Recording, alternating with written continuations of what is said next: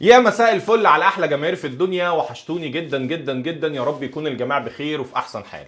الفيديو اللي فات اتكلمنا عن اقرب الاسماء واللاعبين اللي ممكن تكون متواجده داخل نادي الزمالك في يناير، او قلنا ان ممكن منهم ناس تكمل لنهايه الموسم عشان تكون متواجده، لان طبعا في بيبقى صفقه تقيله او لسه ما خلصتش بالشكل الكامل يعني، فممكن تكون متواجده في الانتقالات الصيفيه. وقلنا برضو ان دول اقرب الناس، يعني مش شرط ان كل دول لازم يكونوا متواجدين، لكن دي الاسماء اللي تقريبا نادي الزمالك بيفكر فيهم او مطروحين امام مجلس اداره نادي الزمالك. النهارده بقى هكلمك عن صفقتين من العيار الثقيل الاهلي والزمالك بيتنازعوا عليهم. طيب ايه اللي حصل وليه بيتنازعوا؟ اقول لك. بص يا سيدي، صفقه كانت تقريبا مخلصه في النادي الاهلي وتقريبا كانت متفقه عن كل حاجه، لكن ما كانش لسه مضى، وهوب دخل نادي الزمالك وغير كل المعطيات. وعلى الصعيد الاخر نفس القصه بس بالشقلوب. نادي الزمالك كان تقريبا مخلص كل حاجه مع لاعب وتقريبا كمان ممضيه، ويجي نادي الاهلي هوب يغير كل المعطيات. وعندي ليكم مفاجاه، عشان كده بنصحكم كملوا معايا الفيديو للاخر. بس قبل ما اتكلم في كل اللي انا بقوله ده، عايز اقول حاجه اطمن بيها جماهير نادي الزمالك.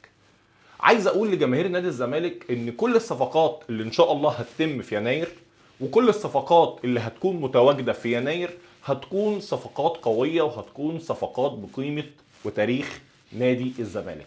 طيب ليه انا بقول كده؟ لان مجلس اداره نادي الزمالك محتاج ان الصفقات دي تكون قويه اكتر من الجماهير نفسها. طب ليه برضو؟ عشان مجلس الاداره عنده اهداف حاططها عايز يحققها. ايه هي الاهداف دي؟ الاهداف دي اولها ان هو يكسب الاهلي. طيب هيكسب الاهلي في ايه؟ اول حاجه جايه اللي هي مباراه مارس، اللي هي في كاس مصر، نهائي كاس مصر. فطبعا يكسب الاهلي ببطوله، فيعني حاجه يعني غايه الجمال يعني. فدي هدف من الاهداف. والهدف الثاني الكونفدراليه. ليه؟ لان لما تبقى اداره اول سنه ليها فكت القيد، يعني كان في ازمه ومشكله داخل نادي الزمالك، فكت القيد وجددت للاعبين وعملت صفقات قويه وكسبت الاهلي وخدت منه الكاس وكسبت بطوله افريقيه. فده طبعا انجاز كبير جدا. فمجلس الاداره شغال على ده ودي اهدافه، عشان كده بقول لك اطمنوا، هم شغالين على الصفقات وتقريبا الاداره كلها، يعني القوه الفنيه بتاعت الاداره كلها شغاله على الصفقات وشغاله انها تعمل صفقات كويسه. طيب نرجع بقى لموضوعنا. مين الصفقتين اللي بنتكلم عنهم؟ نتكلم الاول عن لاعب كان النادي الاهلي تقريبا خلص معاه او اتفق معاه على كل شيء، وكان تقريبا خلاص المفروض ان هو هيمضي مع النادي الاهلي وهينتقل للنادي الاهلي رسميا. واللاعب ده هو عمر كمال عبد الواحد. وعمر كمال عبد الواحد فعلا كان مخلص كل حاجه مع النادي الاهلي وتقريبا خلاص، يعني كانوا في الاتفاقات البسيطه جدا بين النادي الاهلي وفيوتشر، اللي هو الاعراض بتاعت اللعيبه، وكانوا عايزين مش عارف 2 لعيبه، قالوا لهم لا لاعب، ولا احنا عايزين 3، والقصص طبعا اللي بين النوادي، وكانت هتخلص يعني بشكل او باخر كانت هتخلص. لكن يجد بقى في الموضوع ان نادي الزمالك واتدخل مع عمر كمال نفسه. وعمر كمال اصلا قبل كده كان ماضي، يعني مقتنع او حابب ان هو يكون متواجد في نادي الزمالك، فدي ما فيهاش شك لانه مضى قبل كده، فاي حد يقول غير كده ما يتصدقش. طيب ايه كمان؟ عمر كمال لما اتسال قدام مصر كلها من سيف زاهر، قال له لو جالك اهلي وجالك زمالك تلعب فين؟ قال له العب في الزمالك. قال له اشمعنى؟ قال له عشان الزمالك مضمون ان انا العب، انما لو رحت الاهلي في اكرم توفيق، في محمد هاني، في كريم فؤاد، ممكن حسين الشحات، فامكانيه ان انا اشارك بشكل اساسي ممكن يبقى فيها صعوبه وممكن يبقى فيها منافسات وبتاع، فالزمالك اسهل ان انا العب فيه، فانا احب ان انا العب في الزمالك. ده برضو كان قدام مصر كلها، فاي حد يقول غير كده برضو ما يتصدقش. طب معنى كلامي ان هو خلاص راح الزمالك؟ لا طبعا، لا خالص على فكره.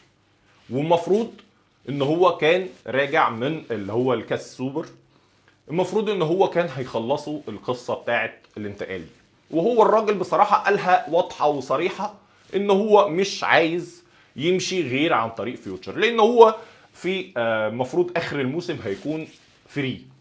ففي ناس كانت عايزه تلعب على القصه دي، بس هو الراجل كان صريح وقال لك انا همشي من خلال فيوتشر. فنادي الزمالك دخل في الموضوع ودخل بقوه، لان زي ما بقول لكم عمر كمال اللي في باله ان هو عايز يلعب، فطبعا هو شايف ان يعني امكانيه اللعب في نادي الزمالك هتكون افضل. لكن في نقطه هي دي اللي انا عايز برضو اوضحها لكم، ايه هي؟ ان عمر كمال لو جالنا مش هينفع يشارك في الكونفدراليه لانه شارك مع فيوتشر، فده برضو شيء ممكن يخلي الاداره تأجل الصفقه دي لنهايه الموسم، عشان زي ما بقول لكم هي عندها اهداف واضحه وثابته دلوقتي. فده اللي ممكن يخليهم يخلصوا الصفقه، لكن ما يجيش في يناير، يجي في الانتقالات الصيفيه في نهايه الموسم. نيجي للاعب اللي بعد كده وهو محمد شكري لاعب سيراميكا كليوباترا. محمد شكري المفروض ان هو من ناشئين النادي الاهلي، ومحمد شكري طبعا ساعه القصه بتاعت احمد فتوح هيروح النادي الاهلي والحاجات اللي احنا كنا سمعنا عنها دي كلها، طبعا محمد شكري نادي الزمالك اتكلم معاه وتقريبا مضاه، يعني اللي هو زي ما بيقولوا رغبه، انما مش العقد النهائي يعني. فالمفروض ان نادي الزمالك انهى كل شيء، والمفروض ان هو متفق مع اللاعب تمام التمام. انما طبعا بعد النادي الاهلي ما فشل في انتقال احمد فتوح، بدا يفكر ويعيد النظر تاني في اللعيبه، لان انتوا عارفين طبعا ان علي معلول لعيب كبير، لكن في الاخر العمر ليه حكم عليك، فالنهارده هتلعب سنه كمان، في الاخر لازم يشوفوا له بديل. وزي ما انتوا عارفين اصلا فكره الباك الشمال في مصر يعني يتعدوا على الايد الواحده، ده لو موجودين اصلا. فزي ما بقول لك كده النادي الاهلي بدا يفكر تاني في محمد شكري، خاصه ان هو ابن النادي الاهلي، لكن نادي الزمالك كان مخلص معاه كل حاجه. فايه اللي هيتم؟ المفروض ان الايام اللي جايه دي نادي الزمالك يعلن عن التعاقد مع محمد شكري، ده لو خلص. فالفتره الجايه زي ما بقول لك المفروض ان عمر كمال عبد الواحد ومحمد شكري هيحسموا الواجهه اللي هم راحل لها. ففي صراع ونزاع بين الاهلي والزمالك على عمر كمال عبد الواحد ومحمد شكري. نيجي بقى لاخر حاجه والمفاجاه اللي انا قلت لكم عليها في اول الفيديو، وهي نادي الزمالك خلاص في اللمسات الاخيره عشان يتعاقد مع محمد رضا بوبو.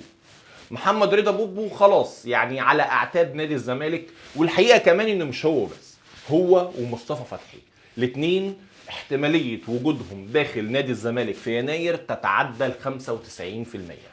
بس للاسف احتمال كبير يكونوا بالتبادل مع محمود علاء وعبد الله جمعه. الحقيقه انا محمود علاء بشوفه من اللعيبه الكويسه جدا ومن المدافعين اللي موجودين في مصر، اللي عندهم امكانيات كتيره جدا ممكن تكون مش موجوده في ناس كتير جدا. يعني لعيب بصراحه، لعيب هداف، اللعيب بيعرف يشوط بلينات، اللعيب بيقدر يطلع بالكره كويس قوي، كورته الطويله كويسه جدا، الباصه بتاعته مظبوطه، حاجات كتيره جدا موجوده في محمود علاء. لكن طبعا الحرب النفسيه اللي اتعملت عليه بعد نهائي القرن والحمله اللي اتعملت عليه وقعته كتير انا عارف، وخلت الجمهور غاضب عليه. لكن بصراحه ربنا انا بحب محمود علاء وبشوفه من المدافعين الموجودين في مصر اللي يستاهلوا اشاده جامده ويستاهلوا امكانيات كتير، ويمكن يكون عنده امكانيات مش موجوده في لعيبه داخل نادي الزمالك. في الاخر كل سنه وانتم طيبين، ان شاء الله تبقى سنه جميله علينا كلنا وسنه خير باذن الله، وان شاء الله تبقى سنه جميله على نادي الزمالك وكل جماهيره. سلام.